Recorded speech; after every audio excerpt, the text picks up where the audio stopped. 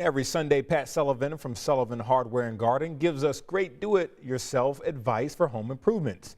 Today, he talks about getting outside and getting your home ready for winter. Wow, what a difference a couple days make. It feels like winter.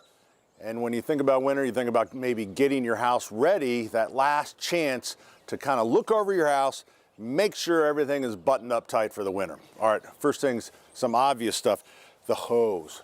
You have to disconnect the hose, because if you don't disconnect the hose, it's possible for it to trap water in there and then it will freeze and break the spigot.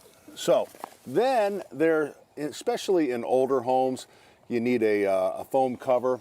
With the frostproof, you probably don't, but on the other hand, they're a couple bucks or $3 or $4, it wouldn't hurt. And what you do is you actually take this rubber and go right over the top, and then you pull it tight just like that, and just provides a little bit more protection for it. Again, probably not necessary on a frostproof, but not a bad idea, I guess.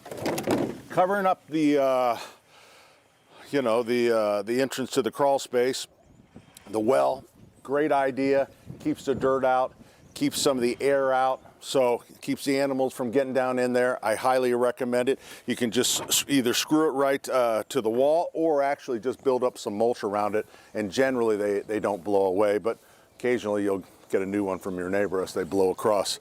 Good time to look at the downspouts and the gutters, making sure this one is going into the ground and gets the water well away from the foundation.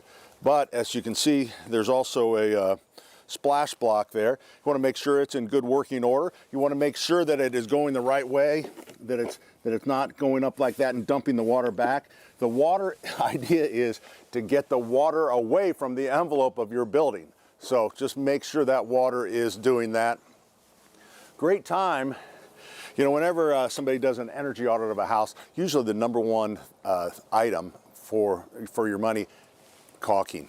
It's not very exciting, but caulking is really important. Now, I would highly recommend stay away from 100% silicone. It's really hard to spread if you're not a professional, which I am not. So this is acrylic latex with silicone in it, so it has some flexibility to it.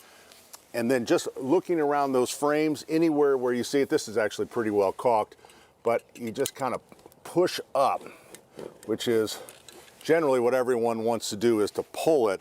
But if you push that along, and the nice thing is you can wet your finger and go back and smooth that out. All right, so fill in those gaps.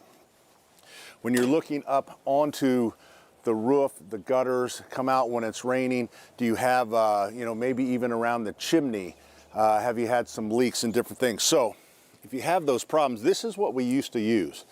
This is black roof cement, all right? The problem with this is it's messy, and it kind of signals to your neighbors that, ooh, old Bob's got a problem with the roof, because you got this black stuff smeared all over the roof. Well, better sealants, and also it's better because no one knows, there's crystal clear.